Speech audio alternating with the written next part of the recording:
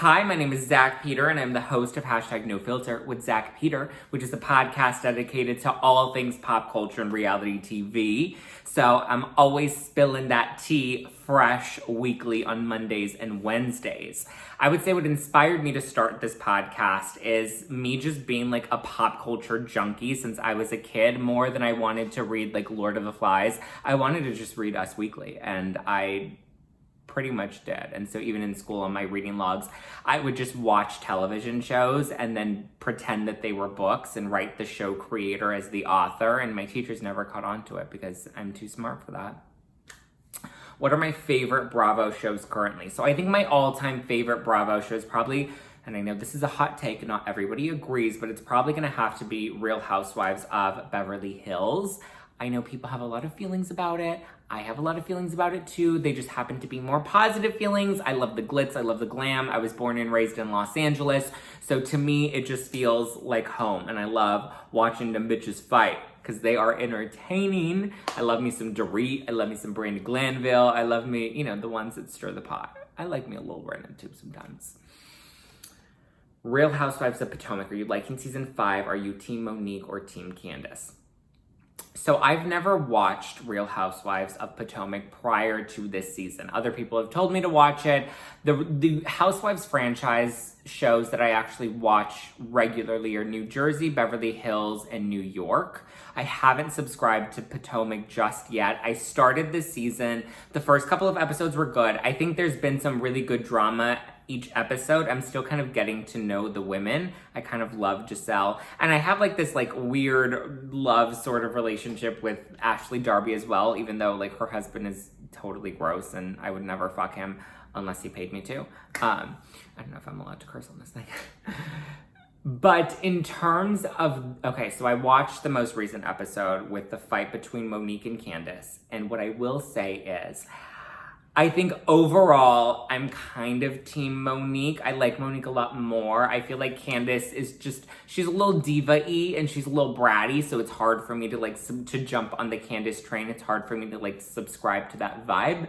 But in the fight, I did come out of that episode feeling a little badly for Candace because I felt like Monique really did kind of physically come at her first. And I watched all the slow-mos like every other good Bravo addict.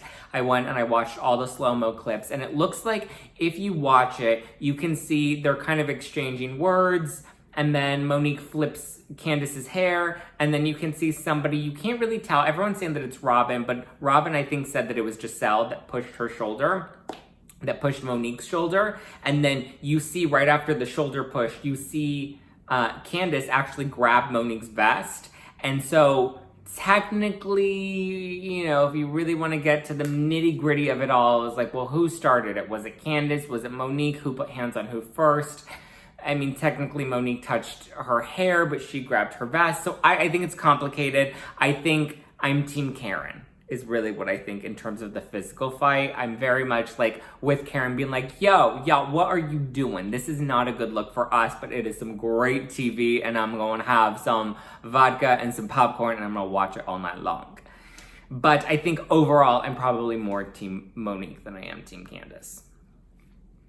Real Housewives of New York. What do you think about Dorinda leaving, and what did you think about Leah?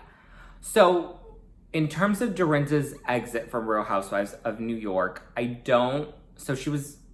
can confirm she was fired. Like, we all know she was fired. She didn't leave on her own accord. I mean, the second I read her like little statement leaving the show, I knew she didn't quit on her own accord. I knew that they had actually called her and been like, yo, we're not picking up your contract. I think Dorinda had a really bad season. I don't think it was bad enough for them to get rid of her, but I do think this might be a really good time for her to take a break from just TV in general and kind of work on, like, look, she's been through a lot. She lost her husband. I don't think she properly grieved that. Her daughter has like grown up and gone out into the real world. She's flown the coop. She broke up with John. She, had to renovate the Berkshire's house, the manor, Bluestone Manor. So I think there were just so many life transitions that she's gone through. And when you're on a show like this, it's really hard to kind of stay, like to actually process your emotions and stuff, because you're having to really put on a show all the time. So I think she needed a break. I don't think they should have fired her, but I think ultimately it is in her best interest. I think they should fire like Ramona.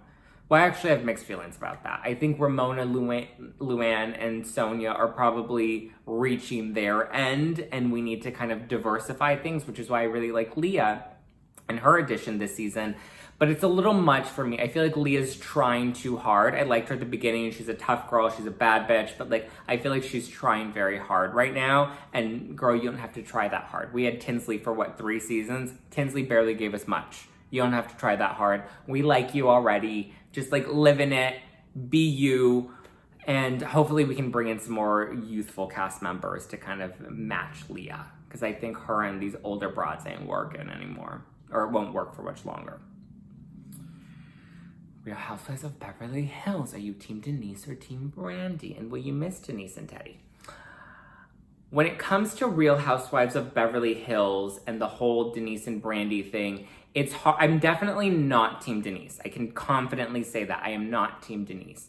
But I don't know if I would 100% say that I'm Team Brandy, because I don't like what Brandy did. However, it's very obvious Denise's line. It's very obvious that she slept with Brandy and is trying to cover it up. To what degree they slept together, nobody really knows but the two of them. But I think that I didn't like that Brandy dragged it out on television. I don't think Brandy had like a plan. Everyone's like, oh, it was planned out and she was trying to get her diamond back on the show. I think Brandy's just a loose cannon, and she says these flippant things and things just come out of her mouth and she doesn't think them through, and that's why we always see her getting in trouble, because she's been through enough lawsuits at this point that I think if she were manipulative and calculated, she would be able to do these things without getting in trouble, like LVP, who was able to kind of use everybody else to move the pieces.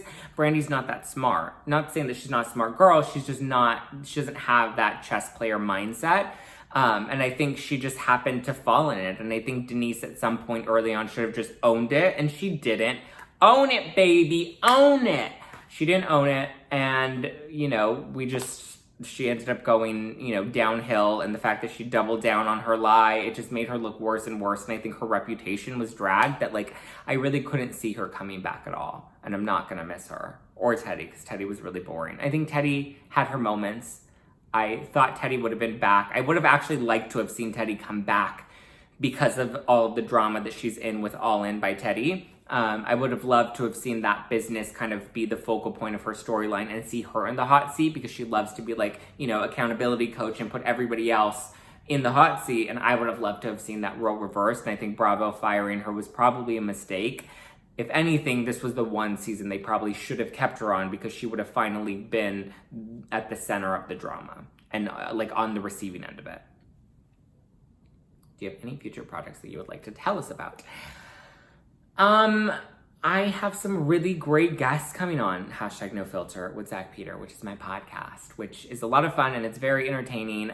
Please follow our Instagram account @NoFilter with Zack, or you can follow my personal account. I post a lot of like really funny, silly, ridiculous content.